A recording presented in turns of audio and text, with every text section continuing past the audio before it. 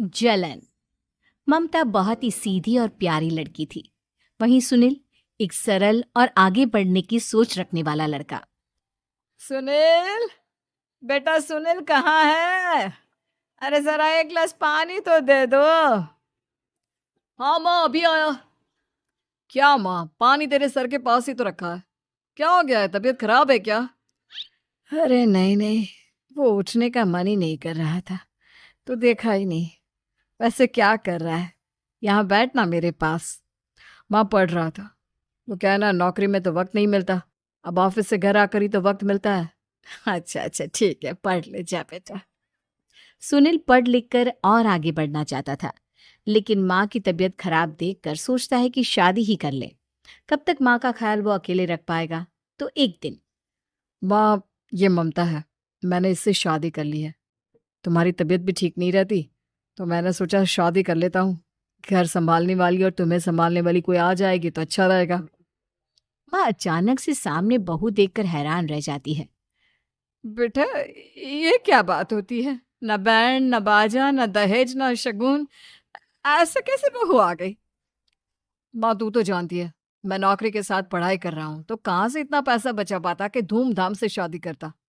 वैसे भी माँ, लोग तो आकर खाकर निकल जाएंगे, इसलिए बस वैसे ही। माँ जी, मैं आपका ख्याल रखूंगी। वैसे भी ये आगे की पढ़ाई कर रहे हैं। अच्छा कुछ कर गए तो सबके दिन फिर से अच्छे आ जाएंगे। सास को ममता की बात ठीक तो लगती है, लेकिन मन में कहीं ना कहीं लगता है कि कहीं बहू बेटे को लेकर फुर्र ना हो जाए और फिर तो वो रह जाएगी अकेली। बेटा देख, मेरा जो कुछ भी है वो सुनील ही है, और सुनील का भी अब इस दुनिया में मैं ही हूँ और कोई नहीं। क्या सुनील? बिल्कुल माँ, लेकिन आज से ममता भी मेरे जीवन का अहम हिस्सा है, जैसे तू है। सास को बड़ा बुरा लगता है कि उसकी सल्तनत में कोई और हिस्सेदार कैसे हो सकता है। कैसे कोई और उसके 30 साल के बेटे की जिंदगी में अचानक से आकर बराबर का हिस्सेदार बन सकता है। देख बहू, मैं भले थोड़ा बीमार रहती हूँ, लेकिन इसका मतलब यह नहीं कि घर की चीजों में मेरा कंट्रोल खत्म हो गया है। मैं आज भी इस घर की रानी हूँ, समझी? बेटा सोचता है कि ये माँ को अचानक से क्या हो गया। कल तक जो माँ कहती थी कि जिंदगी का कोई भरोसा नहीं, वो अचानक से जंग के मैदान की झांसी की रानी कैसे बन गई। माँ क्या हो गया है, सब ठीक है ना? अचानक कैसी बात कर रही हो? ममता का आज पहला दिन है, स्वागत करो उसका। आसपास की आंटियों को बुलाओ, नई दुल्हन की मुंह दिखाए करवाओ। खैर, सास सास होने का फर्ज निभाती है और बाद में एक सहेली के साथ बाहर निकल जाती है। क्यों री बताया नहीं कि बेटे का ब्याह कर रही हो? वैसे तो सारा दिन हम ही में घुसी रहती हो। अरे मुझे भी तो अभी पता चला, यूं अचानक सर पर लेकर आ गया। कहता है बहू है माँ तुम्हारी। अब इसको भी इतना ही मैं प्यार करता हूँ जितना तुझे करता हूँ। लो जी, ये क्या बात होगी? क्यों इतना प्यार करता है? अरे माँ का प्यार तो ज्यादा होता है। अब उसको तो कोई दूसरा पति मिल सकता है, लेकिन तुम ही बताओ, क्या माँ की ममता किसी और की हो सकती है? ना जी ना। बेटे को समझाओ ये बात। अरे क्या समझाऊं, मुझे तो खुद ही समझ में नहीं आ रहा कि क्या हो रहा है। जो बेटा कल तक माँ माँ करता था, अचानक से बीवी बीवी का राग आलाप रहा है। देखा, उसकी बीवी ना सुंदर और जवान है। सुंदरता के आगे तो एक से एक नहीं टिके। तो तेरा बेटा किस खेत की मूली है?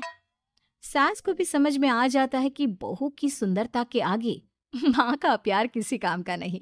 उधर बीवी, ए जी, अम्मा जी सहेलियों को छोड़ने गई थी, अभी तक आई नहीं। हम देख आए क्या? अरे रहने दो ना, आ जाएंगी, कहाँ जाएगी, उनकी आदत है। एक बार जाती है तो पूरी पंचायत खत्म करके ही आती है। अच्छा ही है, खाना वाना खा कर गई होगी। छोड़ो ना, घूमेगी तो खाना पचेगा, नहीं तो ऐसे ही खाट पकड़ लेगी। बहू भी शांत हो जाती है। उधर सास सोचती है कि आज थोड़ा देर से ही घर जाती हूँ।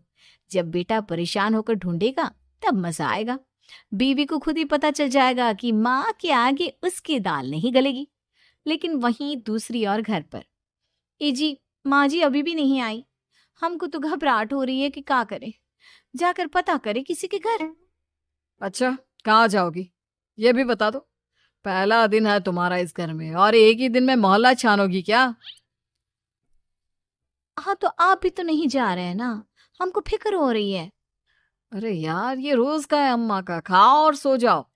बस फिर क्या था। बेटा बहू खाना खाते हैं और कमरे में सोने चले जाते हैं।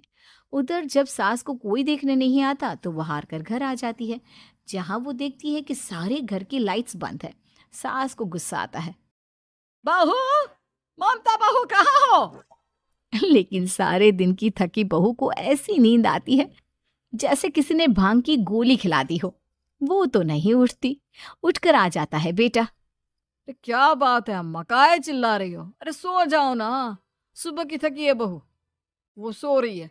जोर से बोलोगी तो नींद खुल जाएगी उसकी। माँ को गुस्सा आ जाता है। फिलहाल तो सो जाती है, लेकिन मन ही मन ढेर सारा जहर बहू के लिए भरा होता है। सुबह बहू चाय बना रही होती है कि सास धीरे से गैस तेज कर देती है, जिससे चाय का बर्तन जल जाता है। और जैसे ही बहू चाय का बर्तन उठाती है उसका हाथ जल जाता है।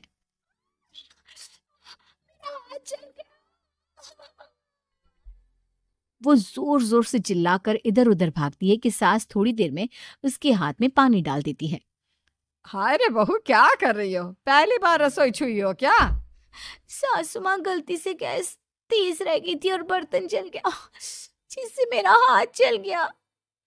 हाय रे, कितना गंदा दाग! छी छी छी छी, मुझे तो उल्टी आ रही है तेरा गला हुआ मांस देखकर। तू ना मुझे अभी साथ से खाना मत लगाना। बहू भी खुद का हाथ देखती है तो उसे भी रोना आ जाता है। कुछ दिनों के बाद सास की सहेली आती है, बहू चाय बनाकर लाती है। उसके जाने के बाद सहेली कहती है, बहू की सुंदरता ऐसी है कि कोई भी दीवाना हो जाए। वैसे तेरे बेटे का क्या हाल है? अरे वैसा ही है, बहू के पीछे लट्टू। क्या करूं, कुछ समझ में नहीं आ रहा। मैंने तो बहू के चेहरे पर दिवाली के पटाखे की चक्री फेंक दी, उसका पूरा चेहरा जल गया। अब देखो ना रही सुंदरता, और ना ही अब मेरा बेटा उसे पूछता है। अरे अब तो वो उसे छोड़कर दूसरी भी देखने को बोल गया है मुझे। बहू सारी बात सुन रही होती है। आंटी एक बात बताइए, क्या भरोसा है कि दूसरी सही आए और आपके अनुसार रहे? देखिए आंटी, मेरी सासू माँ को गलत बात सिखाने की जरूरत नहीं है। हमारा परिवार साथ में खुशी से रह रहा है। देख बहू, मेरी सहेली की बेइज्जती ना कर, वही अच्छा रहेगा तेरे लिए, समझी? बहू नहीं मानती है। वो बार बार उनकी सहेली को घर से निकल जाने को कहती है। तभी सास की सहेली पास के चूल्हे से लकड़ी लाकर बहू के चेहरे पर लगा देती है। बहू जोर जोर से रोने लगती है। अरे ये क्या कर दिया? मैंने कहाँ किया, ये तो तूने किया। तू ही नहीं चाहती थी कि बहू बेटी के साथ रहे, भला मैं क्यों करूंगी? मैं तो चली, निपटो अब। बहू रो रही होती है, दर्द से चिल्ला रही होती है, लेकिन सास उसे डॉक्टर के पास नहीं ले जाती। तभी पति आता है। क्या हो गया ममता? ये दाग कैसे लगा? तुम कैसे जली? ममता कुछ नहीं कहती, बस दर्द से करा रही होती है। पति माँ की तरफ देखता है। हो ना हो माँ, ये पक्का आपका काम है। आप ही ममता से जला करती थी ना। देखना माँ, अब पुलिस आएगी, केस बनेगा, लेकिन पहले मैं ममता को अस्पताल लेकर जा रहा हूँ। सभी अस्पताल जाते हैं, जहाँ डॉक्टर ममता की सास से कहते हैं, आपने तो नहीं जलाया ना बहू को? अब ममता की सास के तो पसीने छूट रहे होते हैं। वो घबरा कर कहती है, ना डॉक्टर साहब, कैसी बात करते हैं? हम क्यों जलाएंगे अपनी बहू को? डॉक्टर ममता के पति से पूछते हैं, देखिए क्योंकि ये ससुराल में जली है तो मामला पुलिस का बनता है, तो आप पहले पुलिस को बुलाइए, तभी इलाज पूरा होगा। सास डर जाती है कि अब तो बच्ची जिंदगी जेल में ही रहना होगा। रहने दीजिए ना, पुलिस को क्यों बुलाना? सारी हंसी खत्म हो जाएगी जब पुलिस के डंडे पड़ेंगे।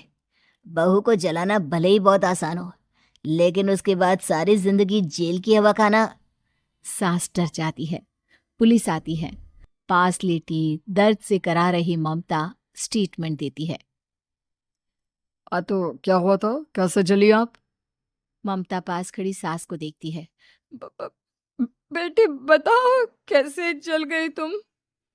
ओए, काका का किरण वाली शाहरुख, चुप, बिल्कुल चुप। सास चुप। सभी इंतजार करते हैं कि ममता क्या बोलेगी। जी मैं खाना बना रही थी, लकड़ी उड़कर मेरे ऊपर गिर गई और मैं जल गई। सास बहू की बात सुनकर रोने लगती है। देखा माँ, कितनी समझदार है ममता। ये चाहती तो, हाँ बेटा, ये चाहती तो मैं आज जेल में होती। मुझे माफ कर दे। मैं आगे से अभी कभी ऐसा नहीं करूंगी। बहू के साथ मिलकर रहूंगी। मुझे माफ कर दे।